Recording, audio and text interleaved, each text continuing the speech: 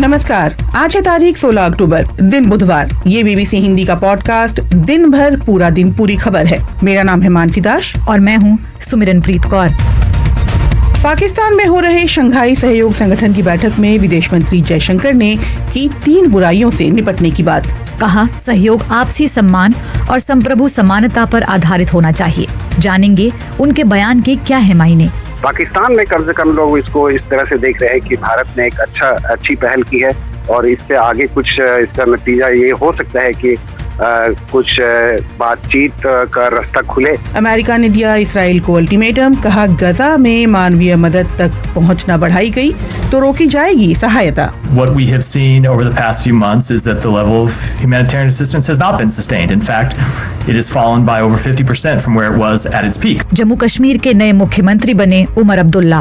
I, Umar Abdullah, do swear in the name of God that I will not directly or indirectly communicate or reveal. होंगी खबरें और भी, लेकिन पहले देश दुनिया का हाल जानते हैं सुमिरन से।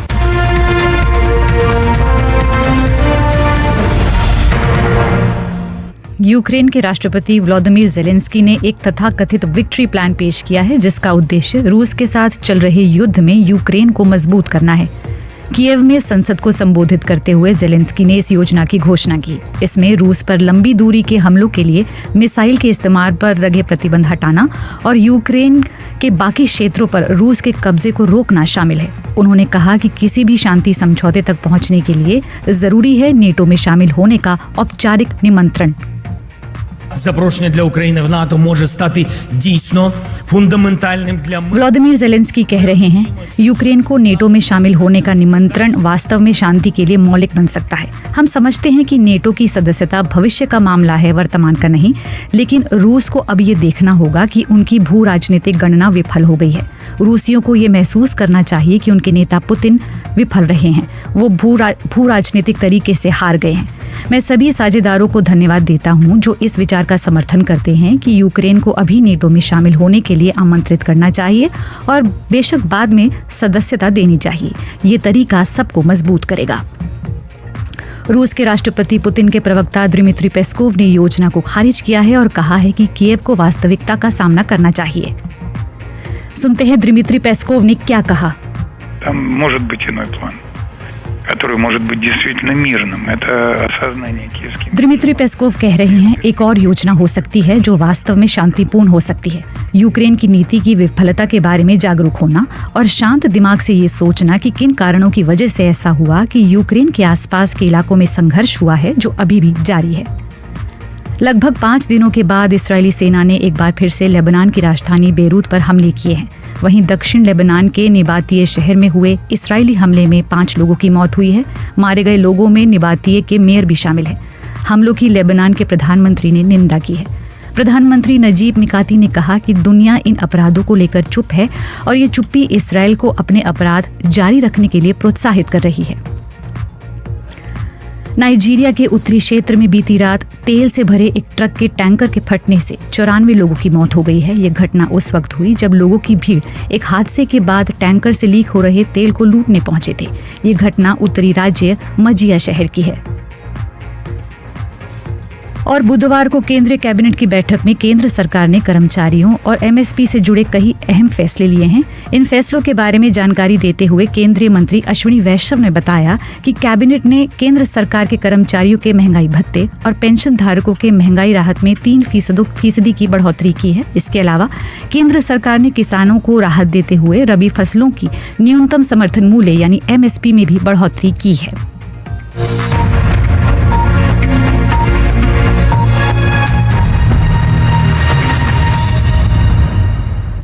आप सुन रहे हैं बीबीसी हिंदी का कार्यक्रम दिन भर पूरा दिन पूरी खबर। कार्यक्रम की शुरुआत करते हैं शंघाई सहयोग सम्मेलन यानी SCO से, जिसका 23वां शिखर सम्मेलन पड़ोसी पाकिस्तान में हो रहा है। भारतीय विदेश मंत्री एस जयशंकर 2 दिन हुए इस सम्मेलन में शामिल हुए। वो इस्लामाबाद पहुंचे। जी मानसी, इस सम्मेलन में उनके अलावा पाकिस्तान के प्रधानमंत्री शहबाज शरीफ, चीन के प्रीमियर ली चियांग, रूस के प्रधानमंत्री मिखाइल मित्सुकिन के साथ साथ Mongolia, Kyrgyzstan, Kazakhstan, Belarus, Tajikistan, Uzbekistan और ईरान के प्रतिनिधि भी मौजूद रहे। और जी। आज सवेरे जो बैठक जब हुई तो विदेश मंत्री एस जयशंकर ने भारत का पक्ष रखा। उन्होंने कहा कि मौजूदा वक्त में दुनिया मुश्किलों का सामना कर रही है और चुनौतियों से निपटने के लिए एससीओ को सक्षम होने की जरूरत है। इस्लामाबाद में मौजूद बीबीसी संवाददाता फरहत जावेद ने वहां बैठक में जो कुछ हुआ, भारतीय विदेश मंत्री ने जो कुछ कहा, उसका ब्यौरा वहां से भेजा है। सुनते हैं। इस्लामाबाद में शंघाई कोऑपरेशन ऑर्गेनाइजेशन की जो मीटिंग आज होना थी वो अब से कुछ देर पहले ही ख़त्म हुई है और उसके बाद एक जो जॉइंट स्टेटमेंट है वो भी रिलीज़ की गई है। इस मीटिंग में ये 23rd मीटिंग थी एससीओ समिट की और इस मीटिंग में मुख्तलिफ जो कंट्रीज़ हैं, यूरो एशियन कंट्रीज़ हैं, उनके प्राइम मिनिस्टर्स, उनके दीगर जो उनके डेलीगेशंस हैं, उन्होंने शिरकत की हुई थी। इंडिया से जो मिनिस्टर फॉर एक्सटर्नल अफेयर्स हैं एस जयशंकर, वो यहाँ पर मौजूद थे। कोई बायलैटरल टॉक्स उन्होंने पहले ही कह दिया था कि वो पाकिस्तान के साथ नहीं करेंगे। आज जो जॉइंट स्टेटमेंट दी गई है और उससे पहले जो प्राइम मिनिस्टर का एड्रेस था उसमें एससीओ के प्लेटफॉर्म से मुख्तलिफ एरियाज़ जिनमें इकॉनमी शामिल है, क्लाइमेट चेंज शामिल है, इसके अलावा ट्रेड है और सिक्योरिटी है, इन सब पे कोऑपरेशन इन कंट्रीज़ में मज़ीद बढ़ाने पर बातचीत की गई थी। इंडिया के जो minister for external affairs Jaishankar हैं, उन्होंने आज जो एड्रेस किया समिट के दौरान, उनकी जो स्टेटमेंट हमारे पास मौजूद है उसमें कहीं पर भी ऐसा नहीं हुआ कि उन्होंने पाकिस्तान को डायरेक्ट या चाइना को उन्होंने डायरेक्ट कोई स्टेटमेंट दी हो, लेकिन हम देखते हैं उनकी स्टेटमेंट पे कि इनडायरेक्टली उन्होंने बातचीत की है। उनका जो फोकस रहा है वो 3 जो मेजर एलिमेंट्स हैं जो कि एससीओ के चार्टर का हिस्सा भी हैं, वो हैं टेररिज्म, सेपरेटिज्म और एक्सट्रीमिज़म को ख़त्म करने के हवाले से जो भी कोशिशें इन मुल्कों ने करनी है वो। और उनका ये कहना था कि अगर फ्रेंडशिप इन मुल्कों के दरमियान कम हो रही है या गुड नेबरनेस कम हो रही है तो इसका मतलब ये है कि कुछ इंट्रोस्पेक्शन की ज़रूरत है और ये देखना है कि ये मुल्क जो हैं ये कहाँ अपने अंदर गलतियाँ कर रहे हैं। ये स्टेटमेंट उन्होंने दी और इसके साथ साथ एक बहुत इंपॉर्टेंट बात उन्होंने ये कही कि जो भी मेंबर कंट्रीज़ हैं एससीओ की, उनके दरमियान जो कोऑपरेशन है उसकी जो बेसिस है वो म्यूचुअल रिस्पेक्ट पे होनी चाहिए और सॉवरन इक्वालिटी पे होनी चाहिए।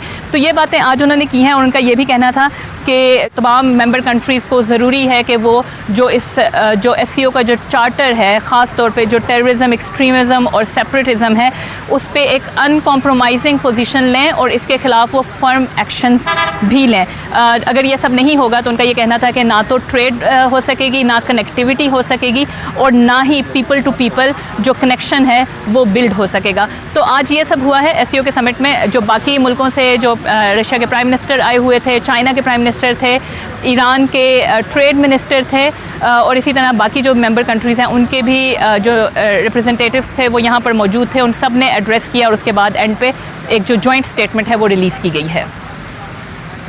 तो मानसी, हमने सुना कि जयशंकर ने व्यापार, आतंकवाद और अंतर्राष्ट्रीय संगठनों में सुधार जैसे मुद्दों पर बात की, लेकिन एक साझा बयान में साफ साफ चीन के बेल्ट एंड रोड पर भारत सहमत नहीं हुआ।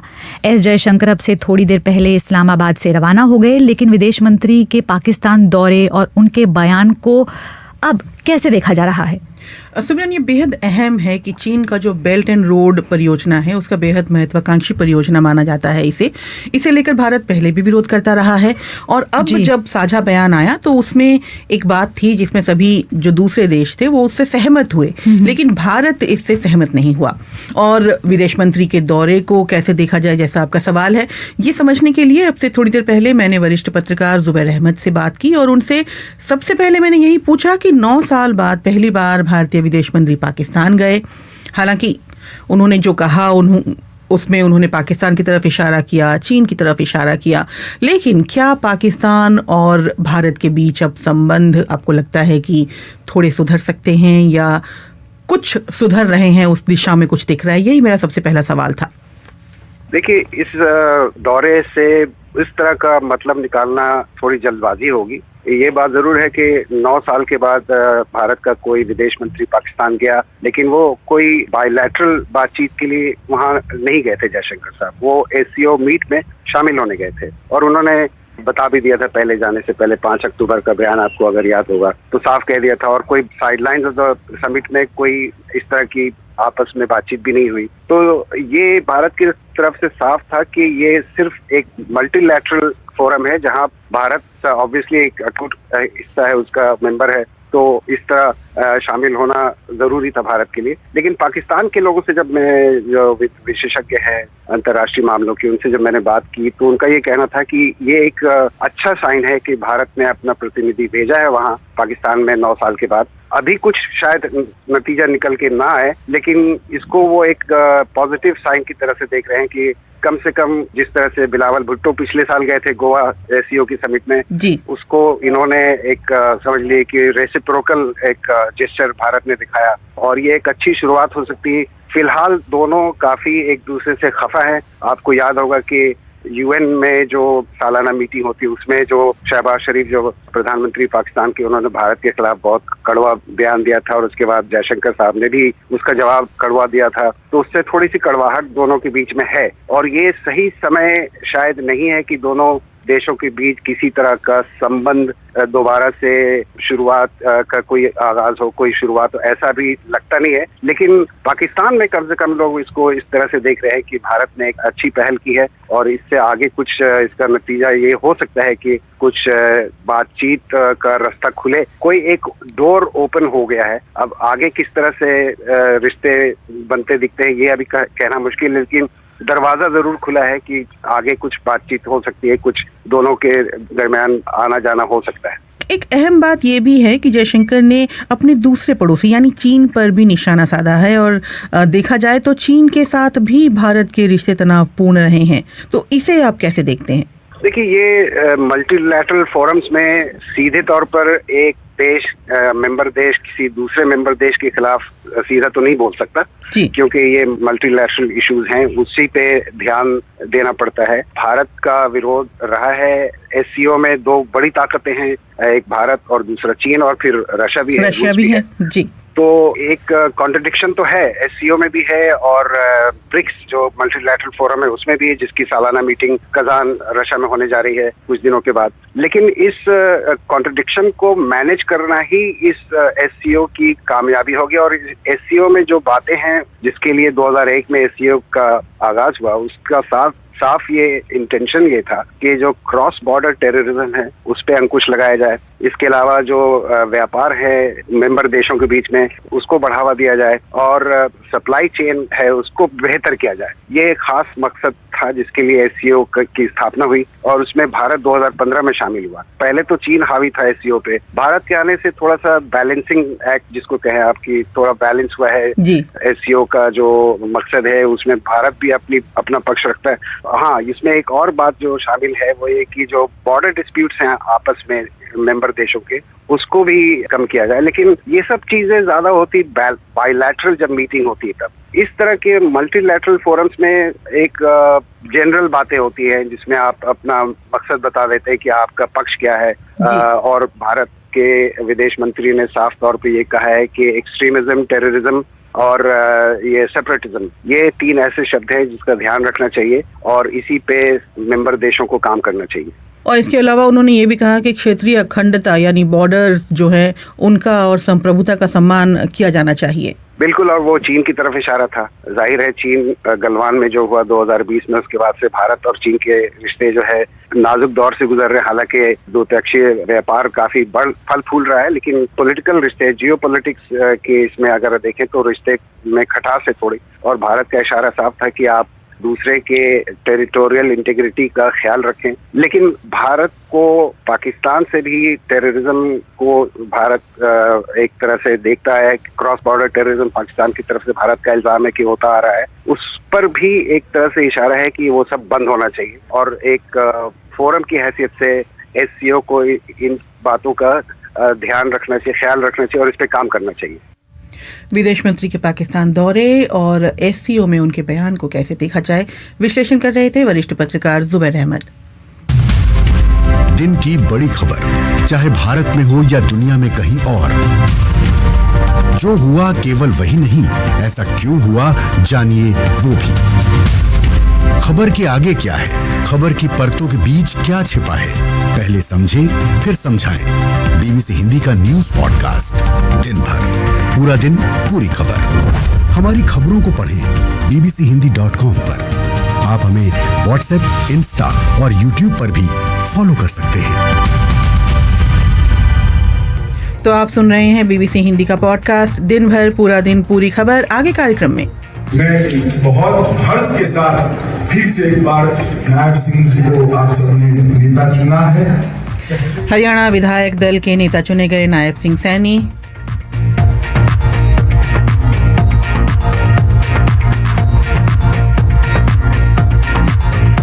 लेकिन मानसी, पॉडकास्ट में आगे बढ़ने से पहले हमारे श्रोताओं से जुड़ जाते हैं और यूट्यूब से मैं शुरुआत करती हूँ। तो हुसैन डी तुर्क हैं जो कह रहे हैं कि मैं कई सालों से बीबीसी सुनता आया हूँ, लगभग 55 साल से ज़्यादा का वक्त हो गया है और पहली बार मैसेज कर रहा हूँ। रमेंद्र त्रिपाठी हैं जो उमर अब्दुल्ला को नए मुख्यमंत्री बनने के लिए हार्दिक शुभकामनाएं दे रहे हैं। शिवपत जाखड़ हैं जो यूक्रेन के राष्ट्रपति जेलेंस्की की बात से सहमत हैं और कहते हैं कि युद्ध की रणनीति में रूस विफल रहा है। हमारे साथ आकांक्षा जुड़ी हुई हैं और मेलोंग हमारे साथ हैं। पंकज सियोत्रा हैं। शेख मोहम्मद अब्दुल्ला हैं जो कह रहे हैं कि जयशंकर जी ने पाकिस्तान यात्रा में आइस ब्रेकिंग जैसा काम किया है। और फेसबुक पर भी हमारे साथ कई लोग जुड़े हैं। संगीता खड़के हैं, बरकत हुसैन हैं, इसके अलावा बाल कुमार विरही, रमेश राज सिंह नेपाल से हमारे साथ जुड़ रहे हैं। मोहम्मद मुनवर हुसैन लिखते हैं कि अमेरिका ने इसराइल को गजा में अत्याचार की खुली छूट दे रखी है। मोहम्मद अली बादशाह लिखते हैं कि एक तरफ अमेरिका हथियार दे रहा है, दूसरी तरफ मानवीय सहायता की बात कर रहा है, यहाँ इंसाफ कहाँ है। वहीं संजीव कुमार भी इसी पर लिखते हैं। उनका कहना है कि ये धमकी केवल औपचारिकता है। वहीं हीरालाल रॉय ने जयशंकर का जो दौरा है उस पर लिखा है। उन्होंने कहा है कि हाथ मिलाने से क्या होता है, दिल मिलना चाहिए। आप सुन रहे हैं बीबीसी हिंदी का पॉडकास्ट दिन भर पूरा दिन पूरी खबर। और मानसी, अब बात अमेरिका की उस चेतावनी की जो उसने इसराइल को दी है और इसराइल भी उसे काफ़ी सीरियसली ले रहा है। अमेरिका ने एक आधिकारिक पत्र लिखा है और इसके जरिए उन्होंने गजा में मानवीय सहायता की पहुंच बढ़ाने के लिए इसराइल को 30 दिनों का अल्टीमेटम दिया है और कहा है कि ऐसा ना हुआ तो अमेरिका उसे जो मदद दे रहा है वो रोक सकता है। ये अभी तक इसराइल के लिए अमेरिका की सबसे सख्त चेतावनी मानी जा रही है। जी, हालांकि अमेरिका ने ये पत्र रविवार को भेजा, लेकिन अब तक चर्चा में इसलिए है क्योंकि एक सख्त चेतावनी है। जैसा कि आपने कहा, हाल ही में इसराइल ने गजा के उत्तरी हिस्से में बड़े पैमाने पर हमले किए थे।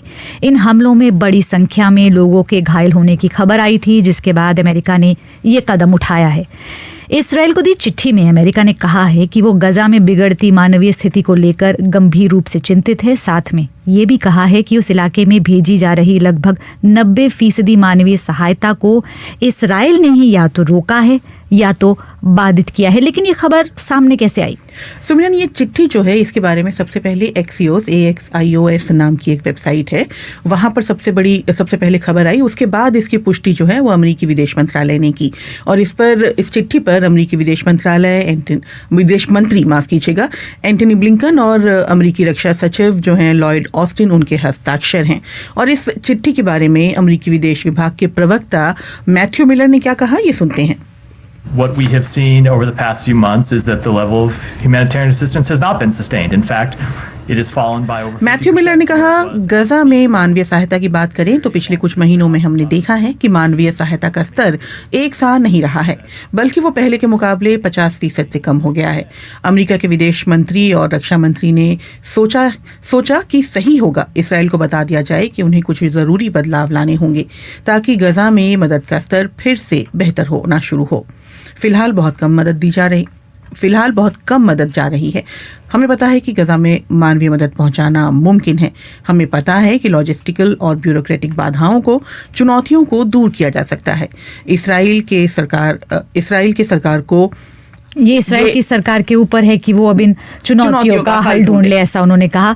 लेकिन इसराइल की प्रतिक्रिया क्या आई है ये जानते हैं। एक इसराइली अधिकारी के मुताबिक इसराइल फिलहाल अमेरिका के इस पत्र की समीक्षा कर रहा है। हालांकि इसराइली सरकार की ओर से कोई औपचारिक प्रतिक्रिया नहीं आई है, लेकिन एक अधिकारी के हवाले से बोला गया है कि पत्र काफ़ी सीरियसली लिया जा रहा है वहाँ। और इसराइल अक्सर कहता रहा है, जो इसराइल का पक्ष सामने आया है लगातार, जब इसराइल पर अमेरिका ने ये सवाल उठाए हैं कि वो मदद रोकने की कोशिश कर रहा है, तो इसराइल कहता रहा है कि वो गजा में मानवीय सहायता नहीं रोक रहा है, बल्कि वहाँ हमास के लड़ाकों को वो निशाना बना रहा है। इसराइली संसद के विपक्ष के सदस्य मोशे तुरपास ने हमास पर पहुंचाई जा रही सहायता सामग्री के गलत इस्तेमाल का आरोप लगाया। I agree that Israel should do better on the humanitarian side. वो कहते हैं, मैं इस बात को मानता हूँ कि इसराइल मानवीय सहायता को और बेहतर कर सकता है, पर आपको ये भी समझना होगा जो चीज़ें वहाँ मानवीय मदद के रूप में पहुँच रही हैं उसका सबसे ज़्यादा इस्तेमाल हमास कर रहा है।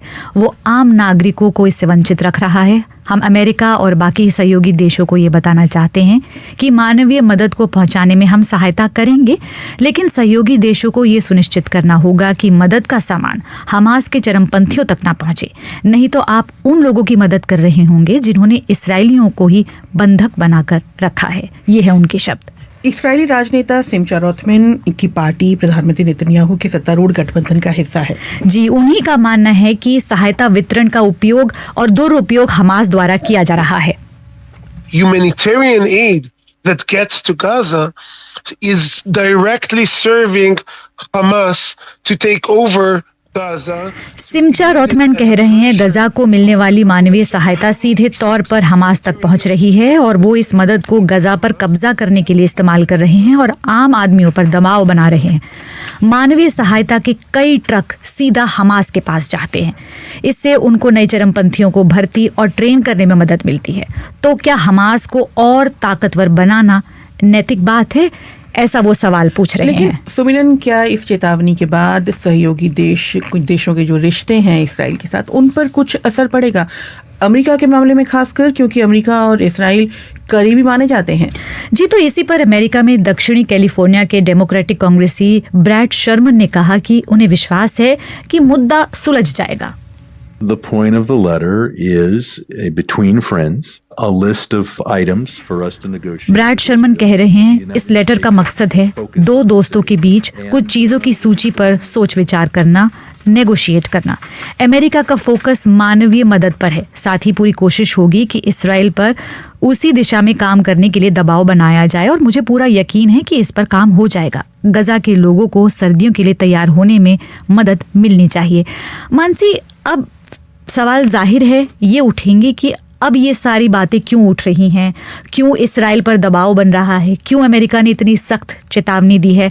तो इसका हाँ, इसका कारण ये है कि जो गजा के हालात हैं वो बद से बदतर होते जा रहे हैं। हमने देखा है कि और ये चीज भी इम्पोर्टेंट है कि जो युद्ध है, अब ये युद्ध ऐसा नहीं है कि 1 महीना या 2 महीना, ये युद्ध लगभग शायद पूरा 1 साल हो चुका है। जी बिल्कुल, 7 अक्टूबर जा चुका है जी, और विस्तार हो चुका है इस युद्ध का। मध्य पूर्व के कई देश इसमें शामिल हो चुके हैं। जहां शुरुआत हुई थी गजा और इसराइल से, वहीं देखा जा रहा है कि इसमें लेबनान, सीरिया, यमन जैसे देश भी कहीं ना कहीं एक जगह शामिल हो चुके हैं।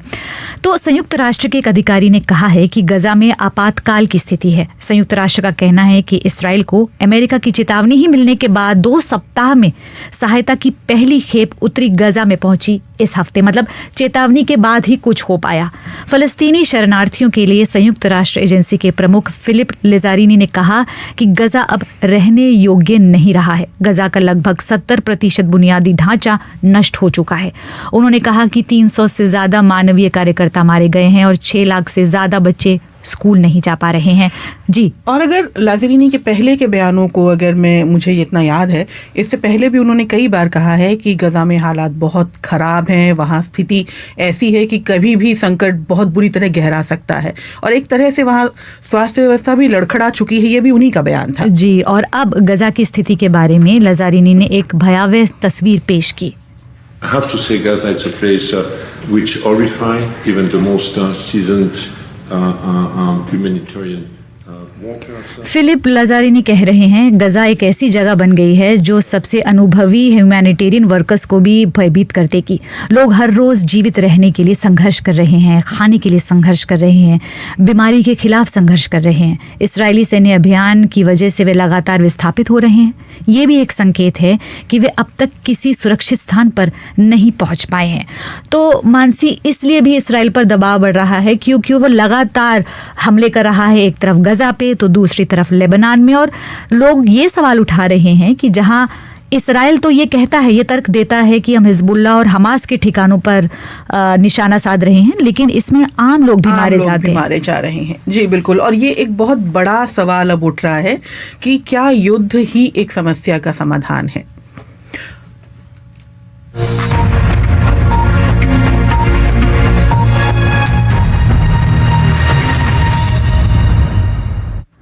तो मानसी, अब पॉडकास्ट में बात करते हैं उन दो राज्यों की जहां हाल ही में विधानसभा चुनाव हुए। जम्मू कश्मीर को आज नया मुख्यमंत्री मिल गया और हरियाणा को कल नया मुख्यमंत्री मिलेगा। बात करते हैं जम्मू कश्मीर की।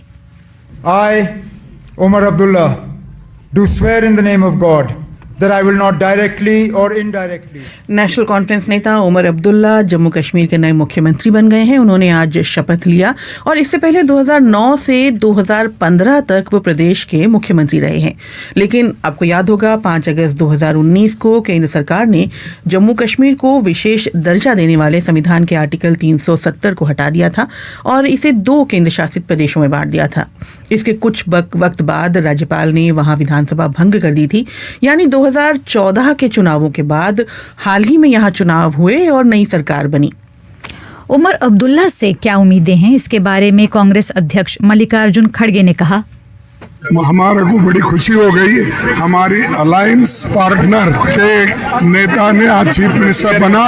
बहुत दिन के बाद डेमोक्रेसी यहाँ एस्टैब्लिश हुई है और इस डेमोक्रेसी को जिंदा रखने के लिए और संविधान के तहत सरकार चलाने के लिए ये एक मौका मिला है। हम जरूर इसको स्टेटहुड दिला के रहेंगे।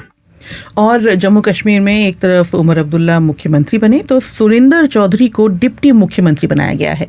और वहीं हरियाणा में विधानसभा चुनाव संपन्न होने के बाद बीजेपी के विधायक दल की बैठक हुई जिसमें नायब सिंह सैनी को विधायक दल का नेता चुना गया है। बैठक के बाद बीजेपी नेता अमित शाह ने इसकी घोषणा की। मैं बहुत हर्ष के साथ फिर से एक बार नायब सिंह जी को आप सबने नेता चुना है। पहले ही मोदी जी को देश की जनता नेता चुन चुकी है और जीत करके आए थे। उन्होंने भी भारतीय जनता पार्टी को अपना समर्थन वो दिया है। उन सब को साथ लेकर के जो हरियाणा के लोगों की अपेक्षा है, आदरणीय अमित शाह जी, ये पूरी टीम उस अपेक्षा के ऊपर खरा उतरेगी। तो मानसी, ये तो बात हुई विधानसभा चुनावों की और नए मुख्यमंत्री की। और जाने से पहले हमारे श्रोताओं को बारी अब आ गई है तो मैं बता दूं कि भारत और न्यूजीलैंड के बीच खेले जा रहे पहले क्रिकेट टेस्ट मैच के पहले दिन का खेल बारिश की वजह से रद्द हो गया। ये मैच बेंगलुरु के एम चिन्नास्वामी स्टेडियम में खेला जा रहा है। बारिश की वजह से ये मैच टॉस तक भी नहीं पहुंचा। अब दूसरे दिन यानी कल जो है टॉस की शुरुआत हुई और भारत यानी कल अब टॉस दोबारा होगा। भारत और न्यूजीलैंड के बीच 3 मैच होंगे। टेस्ट सीरीज खेली जा रही है और दूसरा मैच जो होगा वो पुणे के महाराष्ट्र क्रिकेट एसोसिएशन स्टेडियम में खेला जाएगा, जबकि तीसरा मुकाबला मुंबई के वानखेड़े स्टेडियम में खेला जाना है। वहीं एक खबर अभी ये भी आ रही है कि बहराइच मामले में जिला मजिस्ट्रेट मोनिका रानी ने बताया है कि पुलिस ने 50 से ज़्यादा गिरफ्तारियां की हैं और इस मामले में अभी आगे भी कार्रवाई की जाएगी। उन्होंने कहा, यानी जिला मजिस्ट्रेट ने कहा कि घटना के बाद पूरा क्षेत्र सेक्टर और जोन में बांटा गया है और पुलिस ने अधिकारी और वरिष्ठ प्रशासनिक अधिकारी लगातार क्षेत्र का दौरा कर रहे हैं। अधिकारियों को डबल शिफ्ट में उनकी ड्यूटी लगाई गई है और इलाके की पूरी निगरानी की जा रही है कि कौन आ रहा है, कौन जा रहा है और कहीं जो तनाव वहाँ कुछ दिन पहले भड़का था अब वो पूरी तरह नियंत्रण में है। तो ये था आज का पॉडकास्ट दिन भर पूरा दिन पूरी खबर। आज कार्यक्रम का तकनीकी पक्ष संभाल रहे थे तिलक राज भाटिया। किसी भी तरह की खबर के लिए हमारे अलग अलग प्लेटफॉर्म्स आपके लिए मौजूद हैं, चाहे बीबीसी हिंदी की वेबसाइट हो, चाहे बीबीसी हिंदी का यूट्यूब चैनल हो, चाहे इंस्टा हो और चाहे फेसबुक हो। तो आज के लिए इतना ही, लेकिन हमें सुनने का शुक्रिया। नमस्कार।